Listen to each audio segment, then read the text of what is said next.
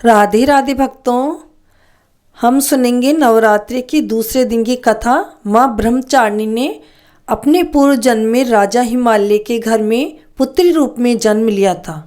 तब देवर्षि नारद के उपदेश से इन्होंने भगवान शंकर को अपने पति रूप में प्राप्त करने के लिए अत्यंत कठिन तपस्या की थी। नवरात्रि का दूसरा दिन देवी ब्रह्मचारिणी को समर्पित होता है। माँ का ये रूप तपस्विनी का है।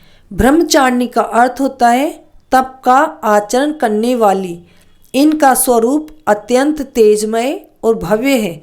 माँ ब्रह्मचारिणी अपने दाहिने हाथ में जप की माला और बाएं हाथ में कमंडल धारण करती है और श्वेत वस्त्र पहनती है। इनकी पूजा के दिन साधक का मन स्वाधिष्ठान चक्र में स्थित होता है। माँ ब्रह्मचारिणी ने अपने पूर्व जन्म में राजा हिमालय के घर में पुत्री रूप में जन्म लिया। तब महर्षि नारद के उपदेश से इन्होंने भगवान शंकर को अपने पति रूप में प्राप्त करने के लिए अत्यंत कठिन तपस्या की थी। इस दुष्कर तपस्या के कारण इन्हें तपश्चारिणी अर्थात ब्रह्मचारिणी नाम से अभिहित किया गया। कथा के अनुसार 1000 वर्ष इन्होंने केवल फल मूल खाकर व्यतीत किए और 100 वर्ष तक शाक पर निर्वाह किया था। कुछ दिनों तक कठिन उपवास रखते हुए देवी ने खुले आकाश के नीचे वर्षा और धूप के भयानक कष्ट भी सहे। कई हजार वर्षों की कठिन तपस्या के कारण ब्रह्मचारिणी देवी का शरीर एकदम छिन्न हो उठा। उनकी यह दशा देखकर उनकी माता मेना अत्यंत दुखी हुई और उन्होंने इस कठिन तपस्या से विरक्त करने के लिए आवाज़ दी, उमा। तब से देवी ब्रह्मचारिणी का एक नाम उमा भी पड़ गया। उनकी इस तपस्या से तीनों लोकों में हाहाकार मच गया।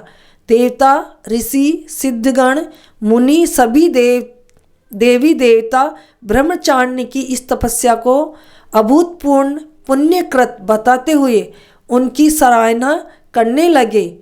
अतः अंत में पितामह ब्रह्मा जी ने आकाशवाणी के द्वारा उन्हें संबोधित करते हुए प्रसन्न स्वर में कहा, देवी, आज तक किसी ने ऐसी कठोर तपस्या नहीं की जैसी तुमने की है। तुम्हारे इस कृत्य की चारों ओर सराहना हो रही है।